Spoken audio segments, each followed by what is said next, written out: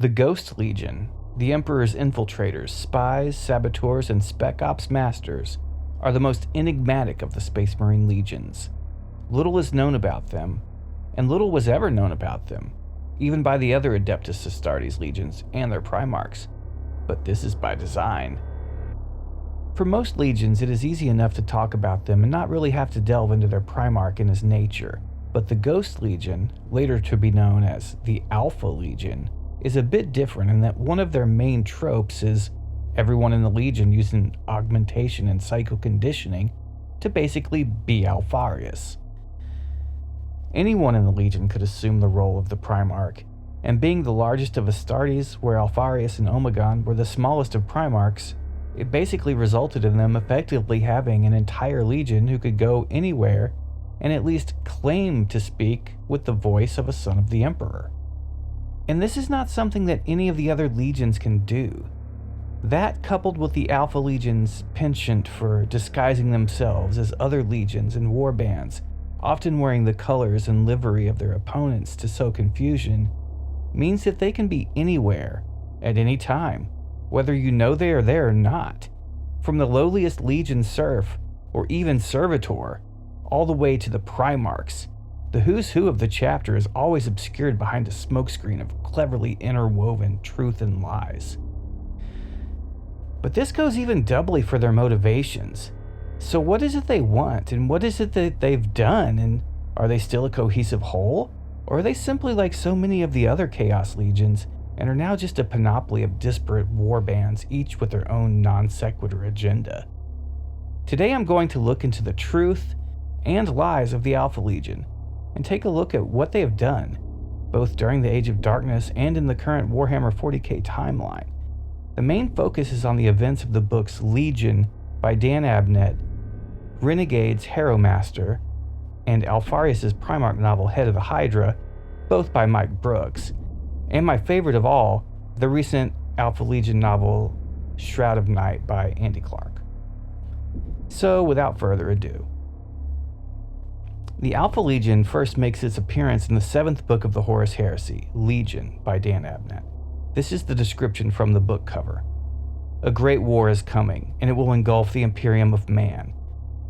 The Space Marines of the Alpha Legion, the last and most secretive of all the Legiones Astartes brotherhoods, arrive on a heathen world to support the Imperial Army in a pacification campaign against strange and uncanny forces. But what drives the Alpha Legion? Can they be trusted? And what side will they choose when the Great War begins? Loyalties are put to the test, and the cunning schemes of an alien intelligence revealed. Legion's a great read, and probably one of the best books in the Horus Heresy series. The secrecy the Alpha Legion shroud themselves in is intense, and fun at times, but it is in this book that the Alpha Legion are led to their damnation. And this all happens for the Emperor, as Alpharius states at the end of the book. It really is tragic, though. But were they duped, or did they see the future clearly and follow the only path they felt was righteous? The Alpha Legion meets with the agent of a covert group of aliens acting in the shadows, the Cabal. And over the course of the novel, and through all the cat and mouse games and cloak and dagger espionage, the main takeaway is that the Alpha Legion was shown two possible outcomes and were required to make the best choice between two completely horrific and dark futures. The choice they were required to make was so impossible that it is hard to feel that they were in the wrong by siding with Horus. For out of all the Space Marines of the Legiones Astartes who joined the traitors and became enemy of the state number 1, the Alpha Legion alone did it out of loyalty to the Emperor. And this puts them in a very particular place. A different footing in the setting than any other faction of Space Marines, for the Alpha Legion did all the wrong things for all the right reasons, and the other choice they could have made was to do all the right things for all the wrong reasons.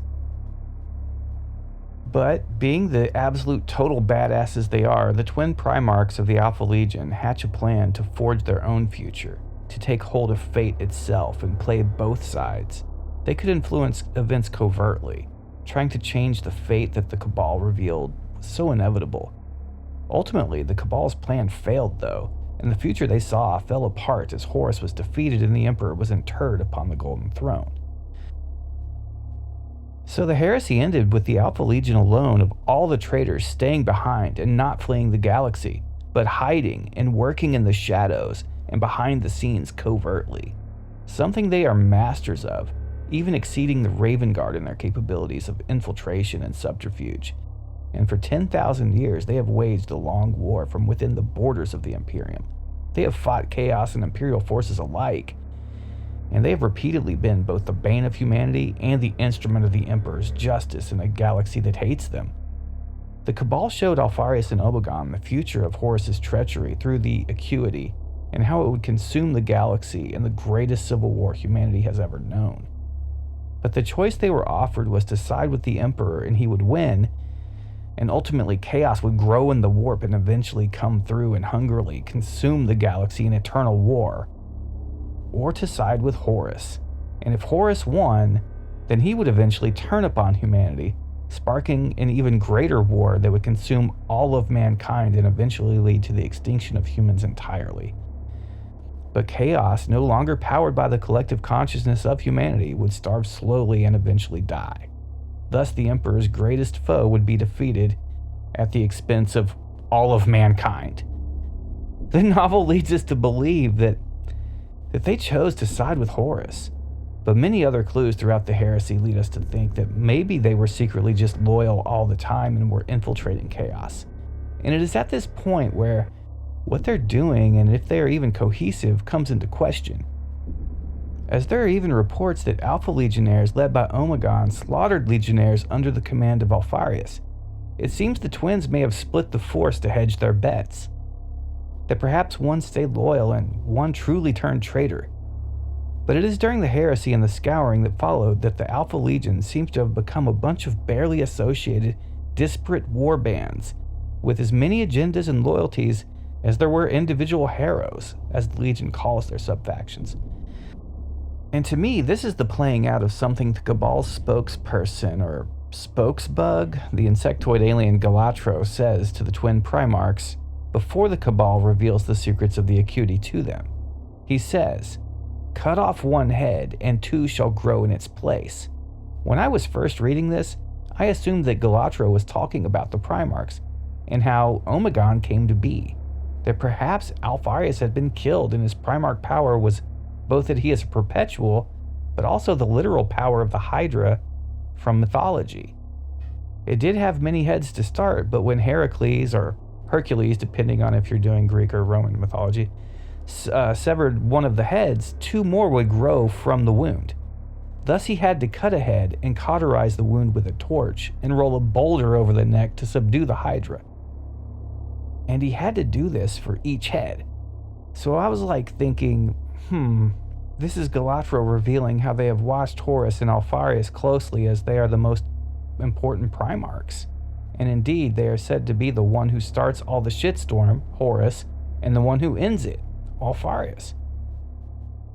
So he is revealing to Alpharius that they know where Omegon comes from, even if he and his twin don't even understand it themselves. But now I have a different take on what the alien insect meant. I believe he was referring to the strands of fate itself, and of the visions the Acuity provided. I believe he was telling the Primarchs that their Legion alone could stop one of the inevitable outcomes that consume the galaxy, but that it would cause the future to be something more, greater, and different than the past they had just killed. Just a thought, and my speculation, but it seems the Cabal would deliver their message in multiple layers, both literal and metaphorical. I was just really interested that Galatro said what he said about the nature of the Hydra. It made perfect sense on so many levels, but in true Alpha Legion fashion, it caused more intrigue than anything, literally clearing nothing up and maybe even making the waters murkier. But now let's move on to the modern setting, the 41st and 42nd millennium, because that is where we find a very, very different Alpha Legion, and yet in many ways they are still the same. But the one thing that is consistent is they only survive through adaptability and use of their skills. In the modern Warhammer 40K setting, Games Workshop gives us an Alpha Legion that is both complex and subtle. But they are no longer a unified whole fighting for any cause. Each warband has their own flavor and their own unique style, and in the book Harrowmaster we see that This situation is no longer suiting the Alpha Legion warbands. Imperial forces are harrying them across the galaxy, and much blood has been spilled, resulting in unsustainable losses. So Solomon Akura of the Serpent's Teeth Warband is proclaimed Harrowmaster and calls all the various Alpha Legion warbands that he can reasonably get together, everyone that he can actually get in touch with, and gets them together to decide what to do. Ultimately, this is where we see actual democracy in Warhammer 40K's grimdark future. They take a vote on unifying under one leader and reforming what they can of the Alpha Legion into an actual legion again. With the threats of the Indomitus Crusade, being trapped between heretic forces spilling from the Eye of Terror and the Cicatrix Maledictum into real space, and the Imperial forces striving to push them back to hell, the Alpha Legion heroes are trapped between a rock and a hard place. What happens in the book is pretty insane, and Solomon Akura manages to come to power and reunite most of the disparate warbands of the Alpha Legion remnants. Some are chaos-tainted, some are not. Some still hold loyalist sentiments and side with the Imperium, believing they only attack the Imperium to make it stronger, and some do not. One warband in particular wants to be loyal and feels tainted, so they wear barbed wire inside their helmets to mutilate themselves in penance for their sins. And you know what? No matter what their loyalties are or even started as, Solomon Akura declares that it no longer matters. They are all sons of the Hydra, and they are all in danger unless they unify. And this is what I love about the Alpha Legion. They literally put everything else aside to put theirs and their brother's survival above all else. During Harrowmaster, Solomon does end up acquiring the Pale Spear, or at least the blade of it, from an Inquisitor who decides he is going to try to bait the Harrowmaster. But it turns out Solomon Akura was much smarter, and of course he is. He's a super soldier, son of a Primarch, and he has the intellect of a demigod. But yeah, Akura makes off with the blade of the Pale Spear, the weapon wielded by Alpharius himself, a blade said to be older even than the Necron race. It causes the wounds from it to dissolve the flesh around the cut into an oily black smoke that dissipates on the wind. The Inquisitor ultimately manages to keep the shaft of the spear, but Solomon now has the blade and has a symbol of power that he uses to rally the troops and get everyone on the same page. And this is awesome. The best part, he neither believes nor cares if the spear blade is authentic. He just cares that the Astartes he is seeking to unify believe it is, and that it somehow holds some significance as the Primarch's weapon. But Akura couldn't care any less. To him, it is just a trinket and a means to an end. And this pragmatism is exactly what makes the Alpha Legion so badass and just the coolest legion out there. But now that he is unified and united as many of the warbands as he can, Akura has it brought to his attention that they need a name. They cannot simply call themselves the Alpha Legion, for indeed there are plenty of sons of Alpharius who either couldn't make it to the gathering to vote, or nobody was able to get in touch with. And to speak for them and their warbands by using the Legion name just wouldn't be cool. So they even showed respect to those who couldn't be there and wouldn't know, while at the same time giving a nod to their unified past. Solomon names his new force of united alphas the Ghost Legion, and part of it is because they honestly neither know nor care if either of the Primarchs are still out there. And at that point, Legionnaires like Solomon, who had been created thousands of years after the heresy, well, they didn't all even believe the Primarchs even existed. Or if they were just myth and legend from thousands of years ago. All Akura and his agenda are about is not trying to uphold some loyalty their father and his twin had thousands of years ago, if even there is anyone still alive who could claim to know what that was, but simply to survive. They're like, screw everybody, we're just trying to live. And that to me makes them just the ultimate Space Marines. Renegades to the core, whether they serve the Dark Gods or the Emperor, but they stand as brothers and weather whatever storm is thrown at them. And this is to me the best kind of loyalty there is. Not loyalty to their father, to his twin, to the Dark Gods, or even to the Emperor, but to each other, to their brothers, above all else. Yeah, if GW would give the Ghost Legion some screen time, that would absolutely rock. But this is the point where I want to talk about one of the warbands that joined up with Akura and his Serpent's Teeth. The Unsung, led by Kassar, the one Space Marine in all of the entirety of Warhammer, whether we're talking Horus Heresy or 40K, with the absolute biggest balls of all. I mean, if you look up cojones in the dictionary, it shows Kassar. So we're getting into the book Shroud of Night now, which is all about him and his Unsung warband. And for real, if there ever was an A-team of Astartes, this would be it. Literal S++ tier, straight foxhound operatives on every level. Okay, so the book begins with an Emperor's Children warband lord named XXth having a very bad day. His dudes all got murked hard and he wants to know who has the skills to do something like that. You see, this all starts on a planet in the warp called the Blood Forge, and Chaos warbands have been fighting and dying there all against each other for millennia. During the scouring, after the Horus Heresy, Kassar and his Unsung found themselves on the Blood Forge. But since it is in the warp, the few hundred years they experience ends up being 10,000 years in real-time space. The Blood Forge was a legendary place among Chaos Marines, and many aspiring champions sent their men in to claim the title of Victor. And they all died, one by one, over the millennia. Kassar and his Unsung being the last warriors standing, but they were stranded without a ship. They make a deal with XXth, who was delighted to meet the amazing warriors who could cut down all his men in a single well-laid ambush. He recruits them for what is basically a one-way mission, or at least a very difficult mission, and what is effectively a Dirty Dozen sort of story. The Unsung make the bargain with XXth that in exchange for a warp-capable ship and a lift off that damned demon world, they would do his crazy mission for him. It is funny because some of the Harrow want to betray XXth as he is a Slaanesh fanatic and cannot be trusted. But Kassar is such a badass, he just tells his guys that even if the Emperor's children are corrupt pieces of shit, the Alpha Legion had a reputation to uphold, and their word was their bond. Pretty honorable for guys who are supposed to do nothing but lie. And I'm starting to wonder where they get that reputation. But yeah, their mission is to recover some beacon for XXth, for they are the finest warriors he's ever seen and work well as a covert ops team of total baller operators. The Slaaneshi Lord's got a whole army of Green Berets he can call upon. But the difficulty and sensitivity of the mission requires he use the intelligence support activity. Sorry for the real-world reference, but it is to emphasize just how awesome the Unsung are. And if you don't know who or what the ISA is, then the point stands doubly. So this story has it all. It gives us an Alpha Legion warband who is only aware of a few hundred years of time since the Horus Heresy.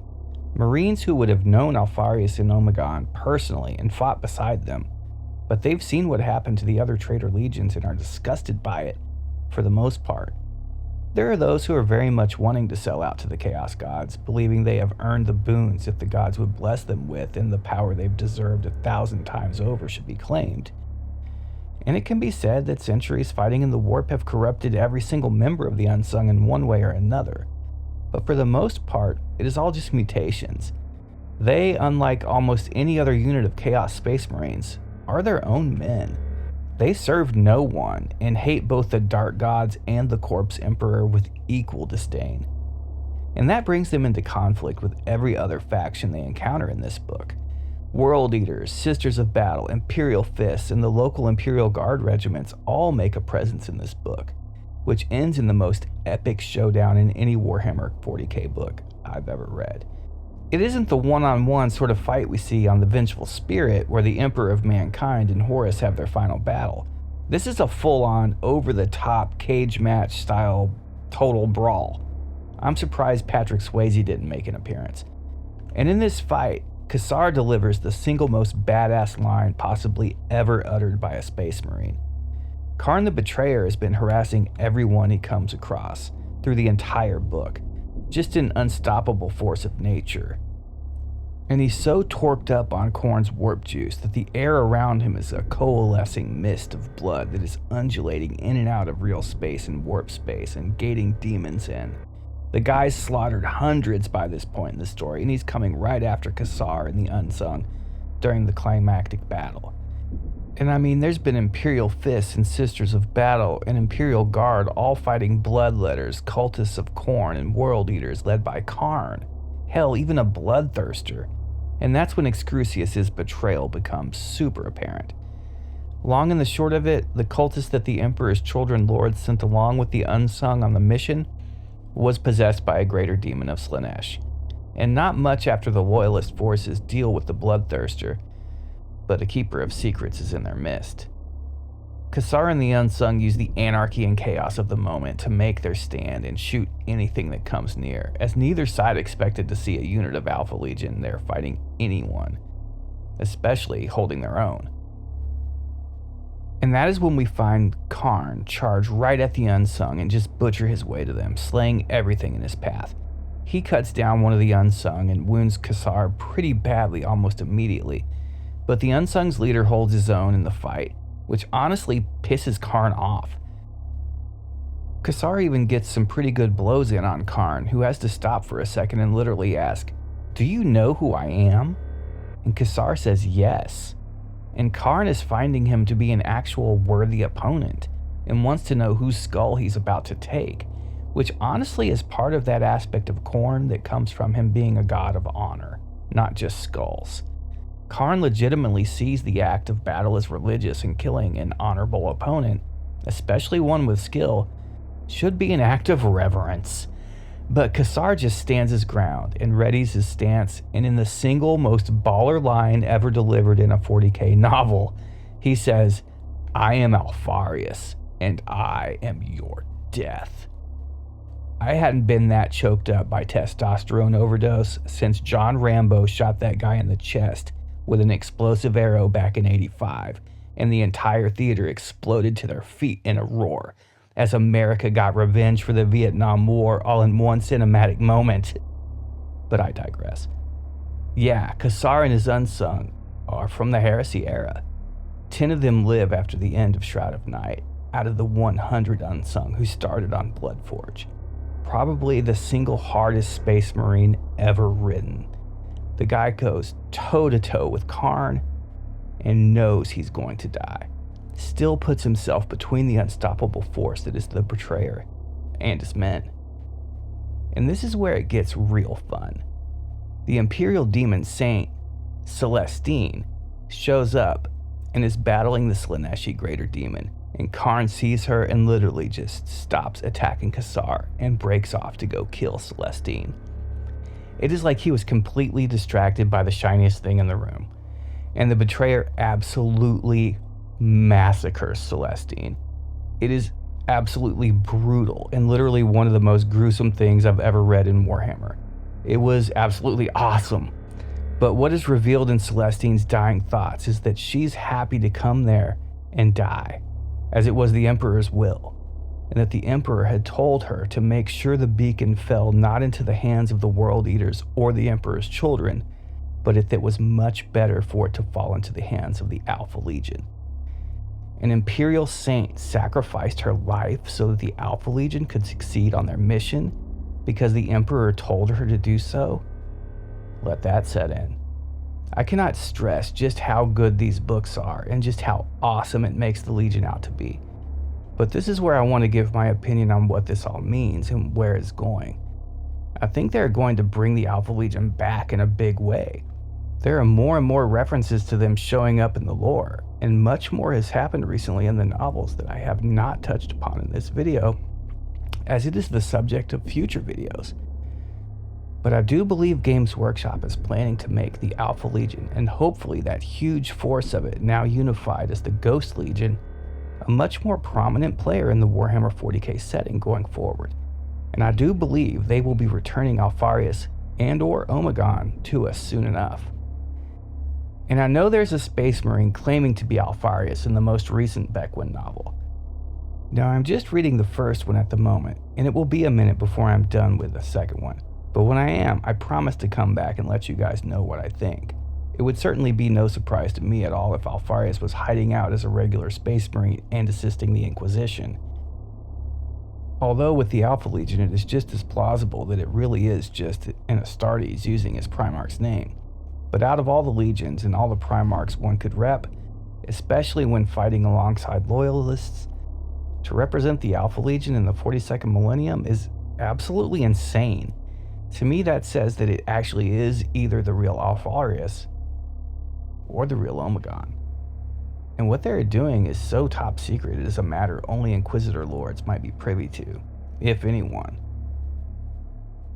What do you guys think? Let me know in the comments. Will the Ghost Legion be a force to be reckoned with in the setting? Will one or both of the twin Primarchs return? Does the third head of the Hydra represent the path that the Alpha Legion made themselves, despite the future revealed by the acuity of the Cabal? These are serious questions to consider, and certainly add to the mystery and fun of the Alpha Legion. But I think it can certainly be said that when it comes to loyalty, they are one of the most loyal legions, but their loyalty is to one another, as brothers, as sons of the Hydra. When people debate whether or not the Alpha Legion is loyalist or traitor or renegade, the answer is more clearly defined now. Games Workshop have revealed that yes, different Harrows are actually all of those things and more. But with the Alpha Legion, those things are secondary, where loyalty to the Emperor may be the primary characteristic and primary focus of a chapter like the Imperial Fists, and loyalty to Khorne may be the only motivation someone like Karn and the World Eaters have.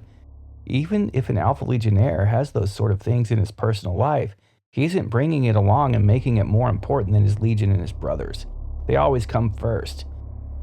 No matter what side of the fight whoa, wait a minute. Didn't Omegon attack an Alpha Legion project led by Alpharius and kill a bunch of...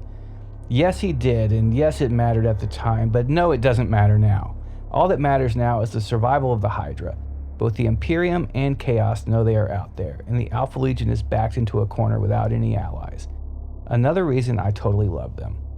It is the underdog thing. And their level of success, despite where they're located, that being within Imperial space, is a testimony to just how awesome the Alpha Legion is. And I don't care who you are, Loyalist, Chaos, Primaris, Firstborn, hell, even Sisters of Battle. There's an Alpha Legion infiltrator, saboteur, agent, or spy operating within your ranks, even as I say this. For one thing, the Sons of the Hydra know is that knowledge is power, and they've got the dirt on everyone. Want to know who killed Epstein? Ask Alpharius. No, but seriously, the 20th Legion is probably the most interesting of all. I know the memes get old and the confusion thing is hard to sort out, but they really are the most fun Space Marines to read about, in my opinion, and I hope that even if you don't feel the same way, you see why I do. But if you do love the Alpha Legion and need to know the darkest secrets of their Primarch, then watch my video on Alpharius. It is quite controversial, I will say that. For the Primarchs and the Harrow, Hydra Dominatus.